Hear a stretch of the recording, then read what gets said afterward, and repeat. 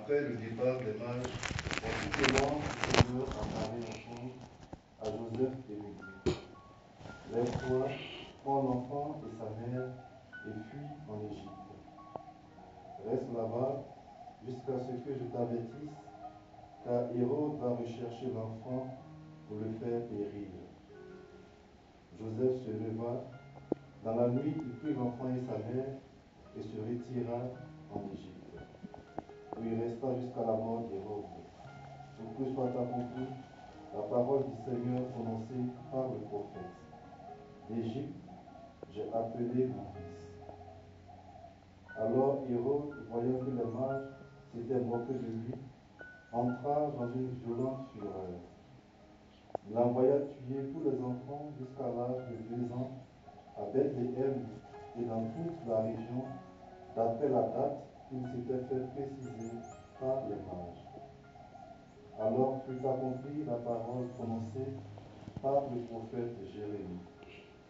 Un cri s'élève dans Rama, pleure et langue plainte. C'est Rachel qui pleure ses enfants et ne veut pas être consolée car ils le sont.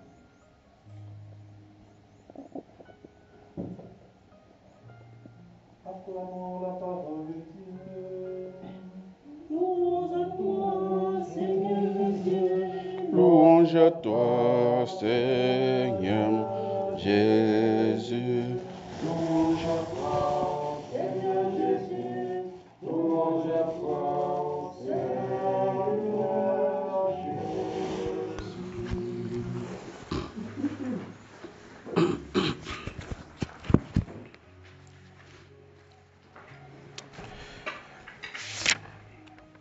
Les saints innocents dont nous faisons mémoire aujourd'hui, les enfants de 0 à 2 ans, massacrés par Hérode dans l'espoir de supprimer le roi qui vient de naître. L'absurdité vraiment caractérise souvent les actes humains. Nous avons Hérode qui est roi en ce moment-là, et par les mages, il apprend qu'il y a un roi qui est né. Et lui, il tremble de toutes ses peurs, il tremble, et il veut préserver sa royauté de manière à ce qu'il fait massacrer les enfants de 0 à 2 ans pour préserver sa royauté, comme s'il allait s'éterniser sur la terre. Peut-être que l'enfant, avant que l'enfant ne grandisse pour être à l'âge de régner, il ne sera plus, peut-être il serait mort. Non, lui, ce n'est pas son problème. C'est que là, maintenant, son royaume est menacé. Son trône, surtout, est menacé. Donc, il doit finir avec l'enfant. Comme si l'enfant va faire un coup d'état à quelques mois. Mais c'est l'absurdité. Mais parfois, nous agissons souvent sans beaucoup réfléchir aux conséquences de nos actes ou alors même au sens de ce que nous faisons. Et au-delà de cette cruauté d'Hérode, nous pouvons nous interroger sur beaucoup de choses. Par exemple, pourquoi Dieu n'a pas protégé son fils et n'a pas protégé les saints innocents? Pourquoi Dieu a laissé faire? Pourquoi il a demandé à Joseph de fuir en Égypte avec son fils, de laisser les autres enfants là, sachant ce qui devait arriver, puisque Dieu est Dieu? Pourquoi Dieu a permis ça? Cette question, c'est une question qui est actuelle, puisque nous avons encore aujourd'hui des cas comme ça. Nous avons des maltraitants, nous avons des crimes. Aujourd'hui, je ne sais pas si au Burkina Faso on en parle, mais ailleurs on parle par exemple des crimes rituels. Des gens qu'on tue comme ça et on prend des organes pour faire des pratiques bizarres. Surtout en Afrique du Sud, je crois, même à Abidjan, ça court. Il y a des choses, des scandales, des catastrophes naturelles, des maladies qui se trouvent, des enfants qui ont des cancers à 2 mois, à 1 an, à 2 ans. Voilà. On se demande, mais pourquoi Dieu peut permettre ça? Pourquoi les enfants peuvent mourir si tôt? Et puis aujourd'hui, n'est-ce pas, de plus en plus, surtout en Europe, on nous renvoie ça au visage, vous les chrétiens. Vous dites que votre Dieu, il est bon. D'accord, il est bon, mais comment il laisse mourir les enfants? Les enfants ont fait quoi pour qu'il laisse les enfants mourir? Parfois, on est désarmé, on est devant, on ne sait pas trop quoi dire. Hein? Parce que c'est un mystère. Et comme le massacre des innocents aujourd'hui, ça reste un mystère pour nous. Et restera un mystère jusqu'au jour où le Christ va mourir et ressusciter. Je ne sais pas si vous le savez, frères et sœurs, que les évangiles que nous avons aujourd'hui ne sont pas écrits du début, comme on le voit aujourd'hui, du premier chapitre au dernier chapitre. Non.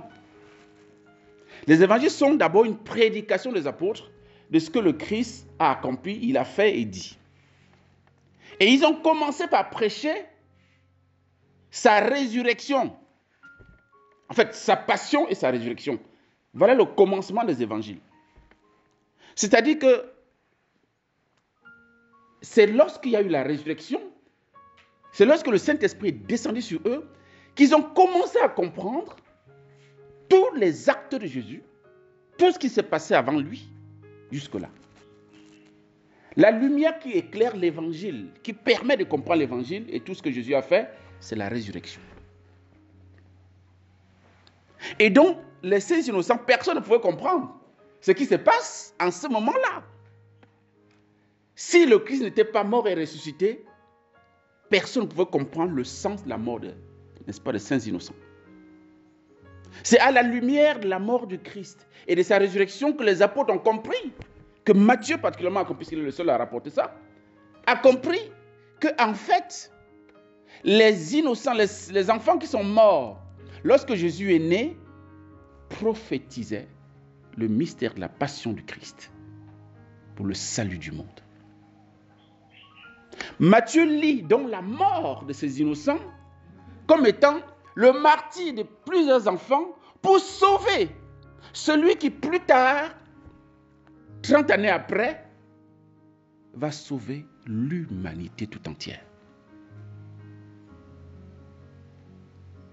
Et nous devons, dans cette lumière, frères et sœurs, lire tous les scandales que nous avons aujourd'hui dans notre vie.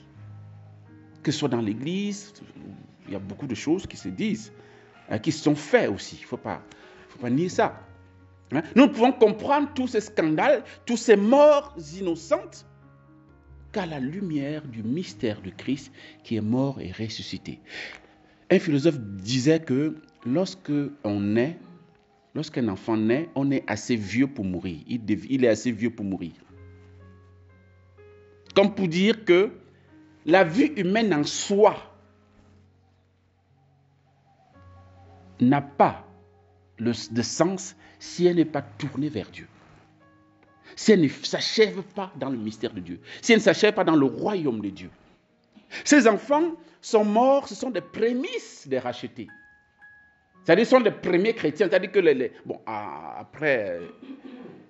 après Marie et Joseph, évidemment, ce sont les premiers chrétiens. Ils manifestent que notre vie sur terre n'a de sens que si nous mourons dans le Christ et pour le Christ. Leur mort devient une véritable prédication alors qu'ils sont sans parole.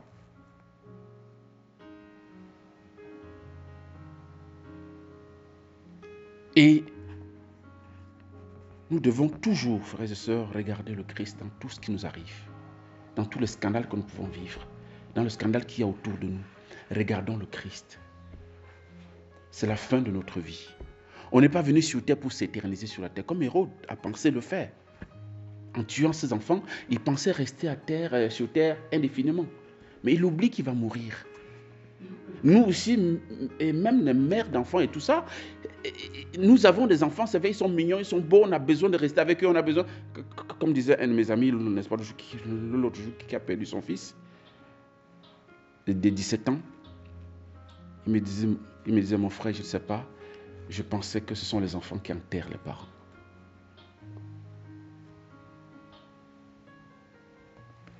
Ben oui, il n'y a pas que lui qui pense comme ça, nous tous on pense comme ça.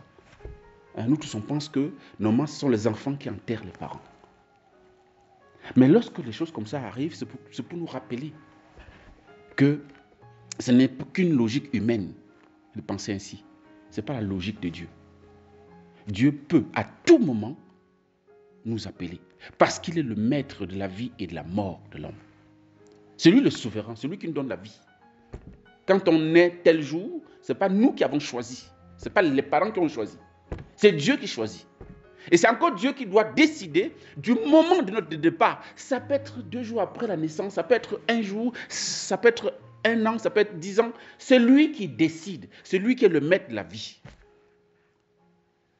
Et donc la mort des saints innocents nous rappelle que nous devons nous détacher de ce que Dieu nous donne. Parce que tout compte fait, les enfants restent des dons de Dieu aux parents. Et le Seigneur est celui qui renouvelle le souffle de vie chaque matin à ses enfants et à nous-mêmes. Et il peut décider qu'un matin, il ne va pas renouveler parce qu'il appelle ses enfants à lui. Soyons capables de pleurer en regardant le Christ dans l'espérance que ces enfants nous annoncent que notre patrie véritable, c'est le ciel et que c'est là qu'on va vivre éternellement ensemble et en famille. Demandons cette grâce, ce n'est pas facile, nous sommes d'accord, hein? Surtout pour des familles qui ont perdu des enfants à travers des guerres, notamment dans ces pays, hein, des innocents qui meurent pour rien, vraiment pour rien. Mais que nous sachions raison garder, regarder le Christ ressuscité, en disant que c'est pour ça, c'est pour lui, que toute mort doit être comprise et rentrer dans une démarche